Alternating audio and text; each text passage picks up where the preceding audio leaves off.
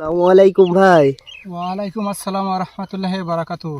কেমন আছেন ভাই? আলহামদুলিল্লাহ খুবই ভালো আছি। তা পাট খেতে কি করতেছেন আপনি? এই যে পাটের চারা পাতলা করে দিচ্ছি আর এই ঘাস নিংড়াই দিচ্ছি। তাই পাটের চারা পাতলা করে দিলে কি হয় ভাই? পাটের চারা পাতলা করে দিলে এই গাছগুলো অনেক বড় হবে, মোটা হবে, ছাল অনেক পুরু হয় আর ফলনও খুব ভালো হয়। তার তা জন্য আমি এই ঘাস নিংড়াই দিচ্ছি আর এই চারা পাতলা করে দিচ্ছি। তা আপনি কয় বিঘে পাট লাগাইছেন ভাই এবার? আমি 3 বিঘা লাগাইছি ভাই। তো সব কি পাট অনেক সুন্দর হয়েছে? হ্যাঁ, ও পাশে সব মানে এটা হচ্ছে লাস্টে পড়ে গেছে, ওদিক সব কমপ্লিট, এটা দিলেই শেষ। তা ভাই আপনি পাটে কি কি সার প্রয়োগ করছেন ভাই? এই ইউরিয়া, টিএসপি, পটাশ, জিপস, জৈব সার সব মিলাই সব সব মিলিয়ে এই পাট খেতে দিয়েছেন না? হ্যাঁ হ্যাঁ, সব দেওয়া শেষ। এবার শুধু স্প্রে দিতে হবে।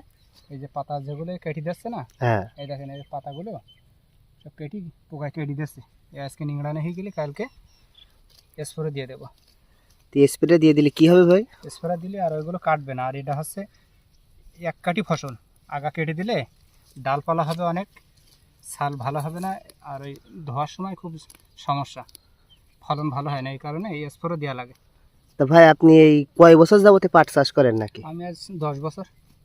তাহলে পাট সম্পর্কে তো আপনার অনেক অভিজ্ঞতা আছে। হ্যাঁ, পাট সম্পর্কে অনেক অভিজ্ঞতা। তা ভাই এই যে পাটের আগা কেটে দিচ্ছে, তা আপনি কি স্প্রে দেবেন এখানে? এটা একটা গন্ধ তেল দেবো আর ওই ভিটামিন। তো গন্ধ তেল দেওয়ার ফলে কি ভাই এই যে পোকামাকড় হ্যাঁ, যেগুলো আছে? এগুলো গান্ধী পোক বা ওই দড়া পোকে বেশি কাটে। এই দড়া পোকের জন্য একটু গন্ধ তেল দিতে হয়, দিলে আর কাটবে না। ও, তা আপনার পাট ক্ষেতটা তো দেখছি অনেক সুন্দর পাট হয়েছে এখানে।